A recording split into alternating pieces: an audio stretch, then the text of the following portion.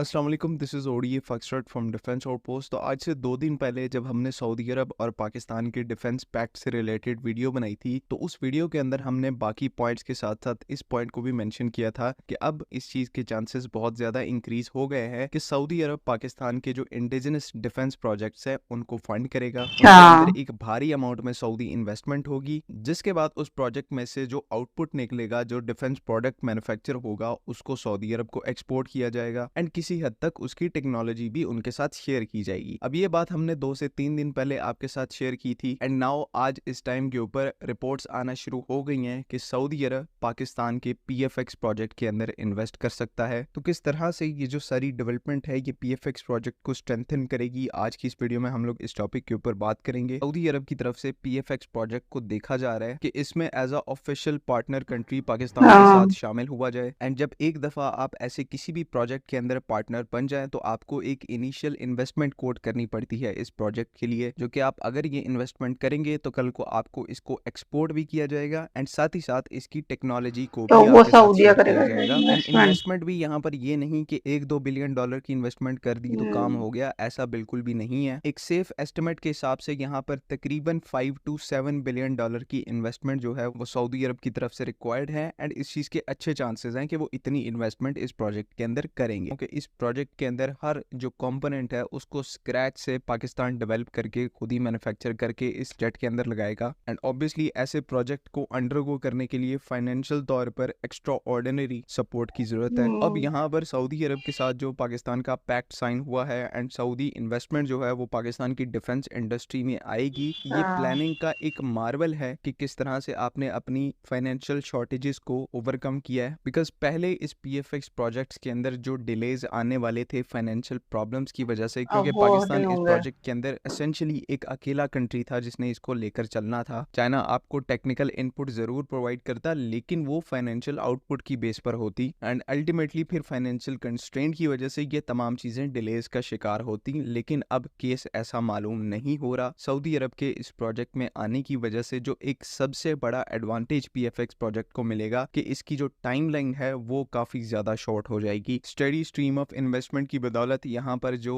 Relevant technologies हैं जिनके ऊपर हमें काम करना है, जिनके अंदर फाइनेंशियल फीडबैक बहुत ज्यादा रिक्वायर्ड होता है, तो उन सब को हम लोग एक फास्ट पेस के साथ अचीव कर पाएंगे एंड और भी इंपॉर्टेंटली नया इंफ्रास्ट्रक्चर खड़ा कर पाएंगे, जिससे बोथ आर&डी और प्रोडक्शन कैपेसिटी जो है वो इमेंसली इंक्रीज होंगी। तो लिटरली सिर्फ सऊदी अरब जैसे एक पार्टनर की यहाँ पर कमी थी पाकिस्तान की डिफेंस इंडस्ट्री को